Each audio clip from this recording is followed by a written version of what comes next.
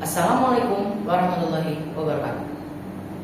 Ladies and gentlemen, in every stage of life, there comes a moment when we seek someone whose courage speaks louder than fear, whose resilience turns obstacles into opportunities.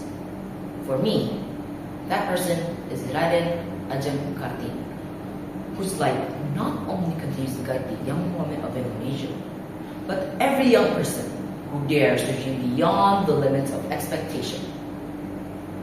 Kartini was born on April 21st, 1879, into an aristocratic Javanese family during the Dutch colonial period.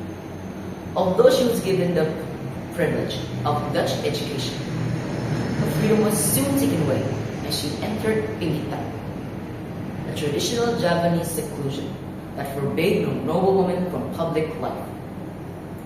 But even within seclusion, she refused to let her mind be in prison. She turned her solitude into strength, exchanging letters with Dutch friends, voicing her visions of equality, dreaming of a world where women could think, learn, and lead freely. Her letters, later published as Habis Gelap Terbitlah Terang, became the foundation of Indonesia's women's emancipation movement. According to the Indonesian Ministry of Education and Culture, Kartini's poetic writings were more than just reflections. They were blueprints for change.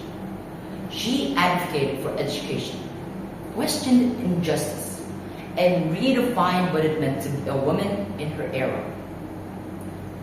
But her early death at the age of 25 years old did not make her influence fade away. Instead, it sparked a movement. In the year 1912, the Kartini Foundation was established, leading to the creation of schools for girls, schools that became symbols of her undying belief that knowledge could liberate a nation.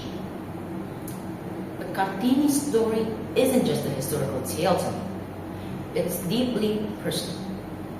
Because growing up, I've often struggled with self-doubt, wondering if my beliefs, my thoughts, or my dreams could ever truly matter. But reading Kartini's letters changed that. Her courage to speak up, even when her world silenced her, reminded me that strength doesn't come from power, it comes from purpose.